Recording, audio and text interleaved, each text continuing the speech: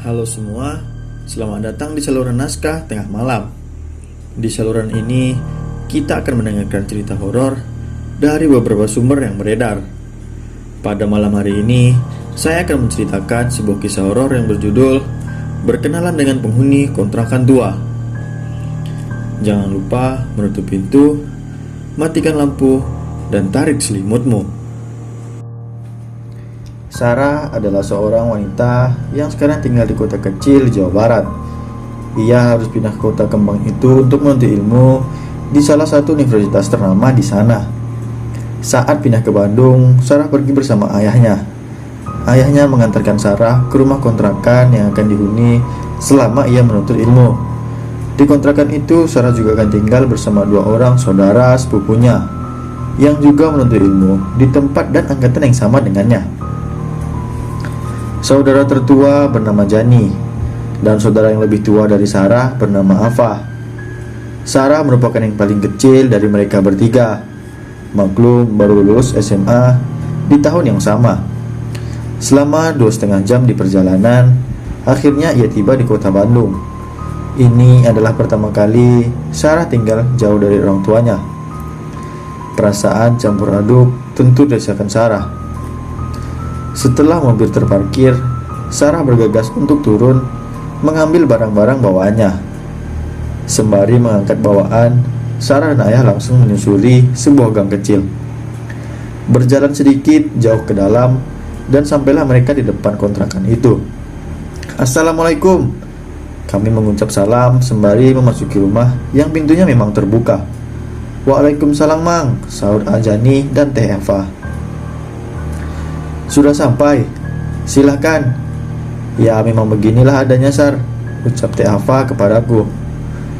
Saat itu Sarah tersenyum dan menganggukkan kepalanya dan melihat sekeliling rumah. Rumah tersebut adalah rumah tua dengan 2 lantai dan sedikit tidak terawat. Saat itu Sarah memaklumi hal tersebut, apalagi budget yang ia miliki untuk menyewa rumah sangat terbatas. Tangga menuju lantai 2 adalah tangga kayu dengan pegangan yang juga kayu. Terlihat asal-asalan dibuatnya. Sarah mendekati tangga dan melihat ke atas. Di ujung tangga tersebut adalah tembok. Di sebelah kiri ada pintu kecil menuju keluar ke tempat jemuran dan talang air. Dan di sebelah kanan terdapat ruangan tanpa pintu yang hanya bisa dimasuki dengan cara sedikit membungkuk. Ruangan tersebut tepat berada di atas kamar tidur Sarah yang terletak di antara tangga kamar Teh Ava.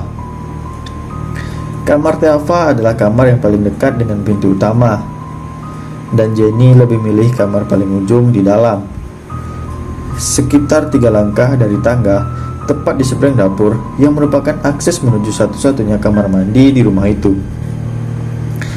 Terdapat ruangan kosong yang cukup lebar di depan kamar Sarah dan kamar Teh Eva. Dan ruangan ini nantinya akan dijadikan tempat berkumpul dengan alas karpet yang lusuh. Lebih lanjut, Sarah langsung membenahi barang-barangnya di dalam kamar yang baru. Ada beberapa noda lembab di dinding berwarna coklat dan sebagian terkelupas. Pantas saja terasa dingin, memang lembab pikirnya. Tetapi sudahlah, tempat ini lumayan nyaman. Sore pun tiba. Ayah Sarah pun berpamitan untuk pulang. Dengan berat Sarah melepas kepergiannya karena tak tega membayangkan penghuni rumahnya hanya tinggal ayah dan mamanya saja. Perlu diketahui, kedua kakak Sarah sudah memiliki kehidupan masing-masing di luar kota. Tentu sebagai anak bungsu merasa berat untuk meninggalkan orang tuanya. Singkat cerita, 1 bulan menempati rumah tersebut, Sarah tidak merasakan ada yang aneh. Atau mungkin Sarah mengabaikan karena sibuk pada ospek dan persiapan kuliah. Oh ya, Sarah bukanlah sosok yang indigo.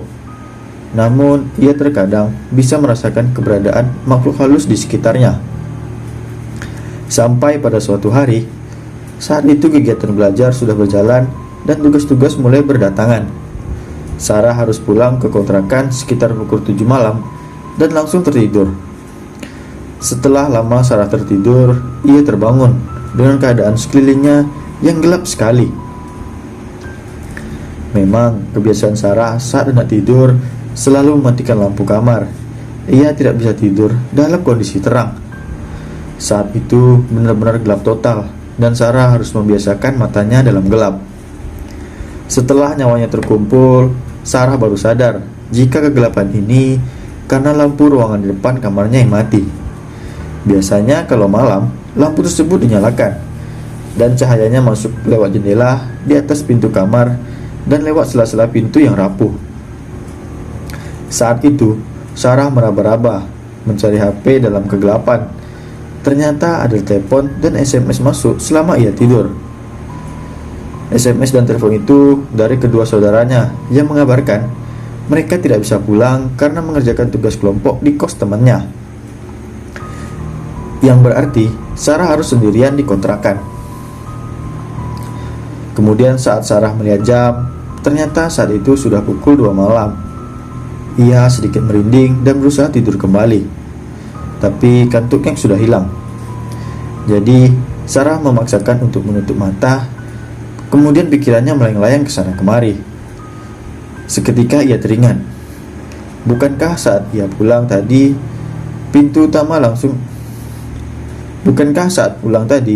ia membuka pintu utama dan langsung menyalakan lampu di ruang depan. Sarah sangat ingat betul jika ia langsung masuk kamar, ganti baju, lalu tidur. Dia tidak mematikan lampu itu. Bahkan lampu itu selalu menyala setiap malam dan menjadi satu-satunya sumber cahaya di malam hari. Lalu kenapa sekarang padam? Sarah hanya bisa berusaha tenang dan memastikan ingatannya. Saat hendak bangun dari tidurnya dan menyalakan lampu kamar, tiba-tiba Sarah mendengar suara lirih sekali dari balik pintu kamarnya. Hihihihi. Detak jantung Sarah saat itu merasa terhenti. Seketika ia mengurungkan diri untuk berdiri. Sarah hanya duduk di atas tempat tidur sambil memegang erat selimut. Sarah diam dalam posisi waspada, ragu antara yakin mendengar suara tawa dan berusaha meyakinkan diri bahwa ia hanya salah dengar. Ia terus berusaha fokus, tapi yang didengar hanya hening. Pelan-pelan Sarah kembali ke posisi tidur. Berhati-hati sekali, seakan-akan membangunkan sesuatu yang tidak ia ketahui. Suara langkah kaki kecil berlari melintas di depan kamarnya. Otak Sarah langsung merespon jika itu adalah tikus. Tikus. Atau mudah-mudahan tikus, pikirnya. Belum selesai ia meyakinkan diri sendiri, suara lain membuatnya kaku sekaku-kakunya. Ada suara sesuatu yang diseret, seperti orang yang berjalan pincang dengan satu kaki yang diseret, berkeliling di ruangan depan kamarnya, sesekali mendekati ke arah kamar Sarah, ke arah kamar Teva, dan berputar lagi. Hihihihi. Suara tertawa lirih itu muncul lagi. Kali ini Sarah yakin jika ia tidak salah mendengar. Dengan ketakutan, Sarah menutup seluruh tubuhnya dengan selimut sembari memejamkan mata rapat-rapat. Keringat membasahi bajunya. Saat itu Sarah berusaha membaca ayat apapun yang diingatnya, tetapi tidak satupun lancar diucapnya. Terbesit dalam pikirannya untuk bangun dan menyalakan lampu kamar. Pikirnya, kalau terang ia akan lebih tenang. Tapi di sisi lain, Sarah merasa takut. Jika dengan menyalakan lampu, ia malah akan melihat sosok-sosok yang sedang mengganggunya. Entah berapa lama Sarah diam dalam posisi yang sama, tidak bergerak, dan suara-suara itu tidak kunjung pergi. Ia tidak berani membuka selimut, takut justru mereka yang akan muncul di depan mukanya. Padahal kondisinya saat itu sudah basah kuyup oleh keringat. Mungkin karena tubuh Sarah lelah setelah tegang dalam waktu yang lama. Akhirnya ia pun tertidur dengan sendirinya. Sarah terbangun saat azan subuh berkumandang. Suara-suara aneh itu sudah hilang. Mesti sedikit lega karena ada suara orang-orang di gang yang berjalan menuju masjid untuk sholat subuh. Tapi rasa takut Sarah masih sangat besar. Itu adalah momen pertama Sarah berkenalan dengan penghuni kontrakan. Walau tidak bertatap muka langsung, tapi perkenalan itu membekas hingga sekarang. Ia tidak akan menceritakan kejadian tersebut kepada kedua saudaranya. Bukan apa-apa, Sarah sendiri takut menceritakan ulang saat dirinya masih tinggal di rumah itu, dan mereka mengontrak selama 1 tahun, yang artinya Sarah harus bertahan selama 11 bulan ke depan. Setelah kejadian itu, ia hanya merasakan beberapa gangguan-gangguan kecil yang menimpanya, seperti barang yang berpindah tempat sendiri, selimut ditarik saat tidur, atau melihat sekelebat bayangan yang melintas. Singkat cerita, bulan Ramadan telah datang.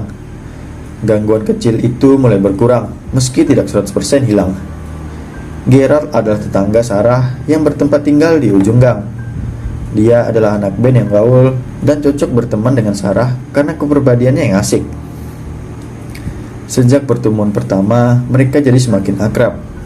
Hingga akhirnya, pada suatu malam, mereka memutuskan untuk sahur bersama di salah satu kafe di Lembang. "Gerald jemput jam 9 ya, Nong," ucap Gerald sebelum menutup telepon. Nong adalah panggilan Sarah dari Gerald. Rencana sahur malam ini hanya akan ada mereka berdua, karena teman-teman yang lain tidak bisa ikut. Tak masalah, bagi mereka suasana alam terbuka dan hawa yang dingin adalah favorit mereka. Saat itu, Sarah baru saja selesai meeting dengan anak-anak band. Ia bergabung menjadi salah satu vokalis di band tersebut. Hobi Sarah memang bernyanyi, dan kebetulan band Sarah dan band Gerald ada dalam satu base camp. Base camp yang dimaksud adalah rumah di daerah Buah Batu milik Horis, salah satu personil band. Gerald tidak ikut meeting karena suatu hal, sehingga ia memutuskan untuk pulang diantarkan oleh drummernya. Sesampai di rumah, Sarah segera berbuka dan sholat maghrib. Masih dalam keadaan lelah, ia mengunci pintu dan berbaring sambil membaca pesan yang masuk. Dan Sarah pun tertidur. Dalam tidurnya, Sarah bermimpi bertemu Gerald. "Ayo berangkat," ajak Gerald. Sarah menggeleng, enggan pergi. Entah kenapa ia tahu jika ia sedang bermimpi. Tiba-tiba Gerald berubah menjadi menyeramkan dan berteriak marah. "Ayo pergi," teriaknya. Seketika ia langsung terbangun dari tidurnya karena kaget. Dan dalam keadaan masih sangat ngantuk, mata Sarah tertuju pada seorang yang duduk menunduk di ujung kasur dekat kakinya. Seorang laki-laki memakai topi mirip Gerald. Mata Sarah semakin berat, rasa kantuknya semakin tak tertahankan. Tidak biasanya ia begitu. Ia kemudian menutup matanya dan tiba-tiba ingat jika pintu kamarnya sudah dikunci sebelum Sarah tidur. Lalu bagaimana Gerald masuk? Suara ringtone HP Sony Ericsson, tanda telepon masuk berbunyi. "Halo Nong, Gerald sebentar lagi jemput. Udah siap kan?" kata Gerald dengan penuh semangat. "Rat, lo tadi di kamar gue?" tanya Sarah mengabaikan pertanyaan Gerald. "Enggak tuh, Gerald baru pulang. Ini langsung nelpon kamu." Sarah diam dengan kantuk yang mendadak hilang. Sarah langsung berdiri, menyambar pegangan pintunya, dan masih dalam keadaan terkunci. "Nong, woi!" teriak Gerald di telepon. "Iya, 15 menit lagi jemput ya. Gue sholat isya dulu," sahutnya. Ia tutup telepon dan segera keluar dari kamar. Ajani sedang bersila di ruangan depan kamar Sarah sambil bermain HP. "Ah, tadi Gerald ada kesini nggak?" tanya Sarah. "Nggak ada tuh," jawab Ajani tanpa berpaling dari HP-nya. "Yang benar," ujar Sarah kembali berusaha meyakinkan. "Bener seharian ini nggak ada tamu," yakin Ajani. Sarah terdiam dan berusaha mengabaikan. Mungkin mereka lagi iseng. Sarah segera mengambil wudhu dan sholat. Setelah sholat, ia bersiap-siap untuk segera pergi ke Lembang karena Lembang sangat dingin, dan mereka pergi menggunakan motor. Sarah memakai jaket yang paling tebal, tidak lupa syal rajut kesayangan warna pink. Gerald sudah datang. Mereka pun pergi menuju Lembang tanpa tahu sesuatu yang sedang menunggu mereka. Motor yang mereka tumpangi berjalan pelan karena masih dalam komplek. Ketika mendekati sekolah SMA, Sarah melihat seorang kakek berjalan pelan. Sarah terus memperhatikan kakek tersebut tanpa sadar. Kakek tersebut berada jauh dari motor mereka. Posisinya di sebelah kanan jalan, berjalan membelakangi Sarah dan Gerald. Semakin lama semakin mendekat, hingga di pertigaan SMA, kakek itu mengambil jalan ke kanan.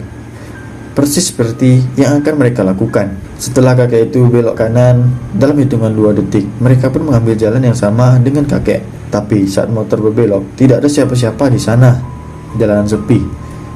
Tidak ada satu orang pun berjalan kaki. Sontak Sarah mencari si kakek. Jalan komplek itu lurus tanpa ada belokan lain ataupun gang. Tidak mungkin kakek itu bersembunyi. Gerald menyadari keganjilan gerak-gerikku. "Kenapa, Nong?" tanya Gerald. "Tadi ada kakek belok di sini sebelum kita belok." "Kenapa nggak ada?" tanya Sarah panik. "Jangan ngelamun, nggak ada siapa-siapa kok tadi," seru Gerald. Karena sudah mengalami kejadian aneh hari ini, Sarah mulai terbiasa. Akhirnya ia mencoba membicarakan banyak hal dengan Gerald untuk menepis rasa takut sepanjang perjalanan. Jalan menuju Lembang saat itu masih banyak pohon-pohonan lebat di kanan dan kiri. Tepat di tanjakan sebelum kafe yang akan mereka datangi, Sarah melihat seekor kucing hitam melintas di tengah jalan, dekat sekali dengan lintasan mereka. Tetapi Gerald sama sekali tidak memperlambat kecepatan motor. Refleks Sarah menepuk pundak Gerald sambil berteriak, "Rak, kucing!" Teriak Sarah sedikit tertekan sambil menunjuk-nunjuk kucing tersebut. Tanpa babi bu, Gerald malah tancap gas membuat Sarah sedikit terjekang. "Diam kamu, Nong, gak ada apa-apa," kata Gerald sewot. Sarah kemudian bengong dan melihat ke belakang ke arah kucing tersebut duduk. Dan memang tidak ada apa-apa di sana. Kosong. Dan ia pun shock karena jelas-jelas kucing hitam tadi bukan halusinasi. Lanjut, mereka pun akhirnya sampai ke kafe. Mereka segera turun dan memilih saung dan kemudian memesan Indomie. Sarah memesan teh manis panas, sedangkan Gerald memesan kopi. Sebenarnya saat itu Sarah masih gelisah karena kejadian terakhir. Tapi mereka sudah sepakat tak mau membahas dan berusaha mencari topik obrolan lain. Sarah pun lupa karena larut malam. Suasana malam yang sangat dingin. Langit cerah berbintang ditemani minuman hangat, rasanya nikmat sekali. Tak terasa waktu imsak datang. Tanda mereka harus segera pulang agar bisa menunaikan sholat subuh.